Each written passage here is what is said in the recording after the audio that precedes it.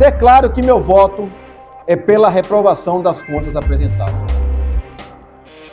Como é sabido e consabido, e dito aqui ontem nesta casa, o julgamento das contas dos gestores é um julgamento político, mas que não deve se afastar das questões técnicas, de forma alguma.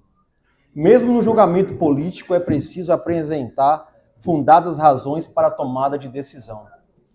Por consequência lógica, no momento do voto pela aprovação ou desaprovação das contas do gestor, é preciso que haja também coerência. Coerência nas decisões que tomamos aqui nesse plenário. Os votos precisam ser coerentes. A divergência de opiniões faz parte da democracia. Mas o discurso da pessoa que tem que ser coerente. É preciso entender a linha de raciocínio que leva a pessoa a uma decisão. Ao fazer uma análise técnica das contas do prefeito Mário Alexandre, referente ao exercício de 2017, verifico que as irregularidades constatadas pelo TCM, no meu entender, são suficientes para ensejar a reprovação das contas do prefeito. Peço silêncio, por favor. Lembrando que, assim como ontem, apesar das sólidas irregularidades nas contas da gestão anterior do ex-prefeito Jabes Ribeiro, essa casa decidiu pela aprovação. Tem a prerrogativa de considerar as irregularidades apontadas pelo TCM nessas contas do atual prefeito que estão sendo votadas hoje serem suficientes para a sua reprovação. Inclusive, porque esse é o ponto. Essas contas de 2017 do atual prefeito possuem irregularidades sim, mas o TCM tem o entendimento de que, por ter se tratado do primeiro ano de governo, não penalizar com a rejeição logo no primeiro exercício, acreditando que nos anos subsequentes o gestor organize as contas. Mas todos sabemos que isso não aconteceu. E todas as prestações de contas dos anos seguintes aos 2017 estão com parecer pela reprovação das contas. Então, conforme eu estava dizendo, fiz uma análise técnica dessas contas referentes ao exercício financeiro de 2017 e as irregularidades constatadas são suficientes para a sua reprovação, inclusive para manter minha coerência com a análise que realizei das contas que foram julgadas no dia de ontem, onde também opinei pela rejeição. São elas. Ponto 1. Aumento da dívida consolidada atingiu 178%, acima do limite legal determinado pelos artigos 3º, parágrafo único, 4º e 5º da Resolução 40/2001 do Senado Federal. Então, ontem eu votei pela reprovação das contas do gestor anterior porque a dívida consolidada estava em 121,05%. Portanto, não posso hoje votar pela aprovação de uma conta em que a dívida consolidada está em 178%. Isso seria incoerente da minha parte. Eu preciso seguir a minha linha analítica de pautar minhas decisões com base na legalidade e moralidade administrativa, as quais não podem ser dissociadas do presente julgamento, mesmo em sendo ela um julgamento político. Ponto 2. Déficit orçamentário gerando desequilíbrio das contas públicas.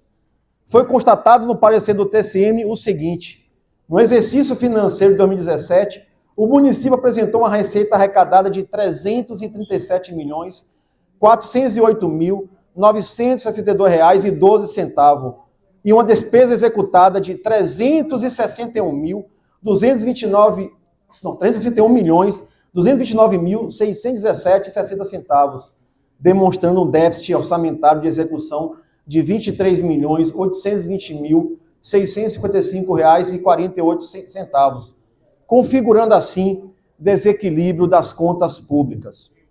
De igual forma, assim como no julgamento das contas do exercício financeiro de 2016, no de hoje, referente a 2017, as prestações apresentadas também contêm irregularidades atinentes a déficit orçamentário, com desequilíbrio nas contas públicas constatada. Em verdade, as contas que estão sob julgamento hoje possuem ainda mais irregularidade que as de ontem, pois além das duas que eu já citei, apresentam ainda 1.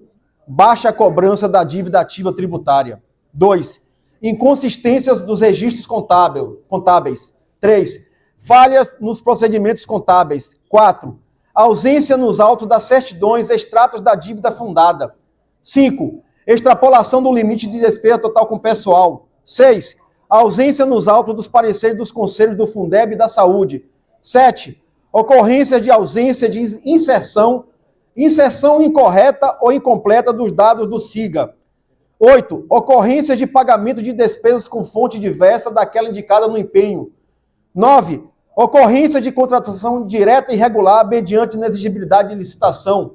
10. Omissão na cobrança de cominações impostas pelo tribunal, tendo sido imputadas ao gestor multas no valor de R$4.000 em face das irregularidades consignadas nos relatórios da 4ª Inspetoria Regional e no pronunciamento técnico, e R$ 73.755 em virtude de não ter promovido na forma e nos prazos da lei a execução de medida para redução do montante da despesa total com pessoal que excedeu o limite máximo prescrito no artigo 20, inciso 3, a linha B da Lei Complementar 101/2000. Vejam que o quadro é bem pior. A questão é que, conforme eu disse no início, o TCM tem esse entendimento de, na maioria das vezes, não rejeitar as contas no primeiro ano de mandato, que é justamente o caso dessas contas do atual prefeito. Esse entendimento parte da premissa que nos anos subsequentes o gestor irá melhorar a situação do município. Ocorre que todos aqui sabem que não foi isso que aconteceu. Em verdade, o atual prefeito está com as prestações de contas dos anos seguintes, 2018 e 2019, rejeitadas pelo TCM. E as demais também o serão, pois estamos acompanhando e a situação é catastrófica. Portanto, mantendo a coerência do meu mandato, bem como a forma como profiro meus votos nesse plenário, ainda em se tratando de um julgamento político, que não deve se dissociar da legalidade, impessoalidade e principalmente da moralidade, diante das irregularidades constatadas nas prestações de contas referente ao exercício financeiro de 2017 do atual prefeito, declaro que meu voto é pela reprovação das contas apresentadas.